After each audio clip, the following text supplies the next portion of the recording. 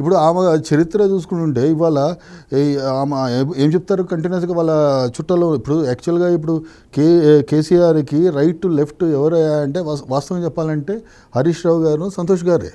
వాస్తవంగా చెప్పాలంటే ఈ తెలంగాణ యాజిటేషన్ పీక్ లెవెల్లో ఉన్నప్పుడు దాకా అసలు వర్క్ చేసిందే వీళ్ళిద్దరు. ఆ తర్వాత 2005-06లో కేటీఆర్ గారు జాయిన్ అయ్యారు. అప్పుడు కరీంనగర్లో మా ఏరియాలో అక్కడ ఎలక్షన్లు నడుస్తున్నప్పుడు ఆయన యుఎస్లోనో సింగపూర్లోనో జాబ్ చేస్తుండే.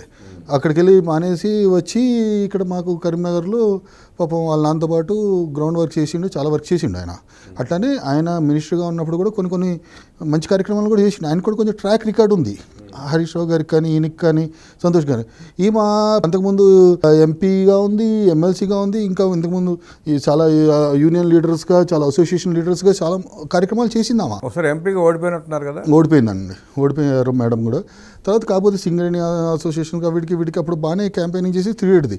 కానీ ఆమెకిను ఈ వీళ్ళ నలుగురిలో పోల్చుకుంటే ఈ మన కేసీఆర్ సార్ కానీ, హరీష్ రావు కానీ, కేటీఆర్ గారు కానీ, సంతోష్ గారిని ఈ నలుగురిని తీసుకొని మనం పోల్చుకుని కంపారిటివ్ స్టడీ చేస్తేనే అసలు ఈమె ఏమీ చేయలేదు తెలంగాణకి.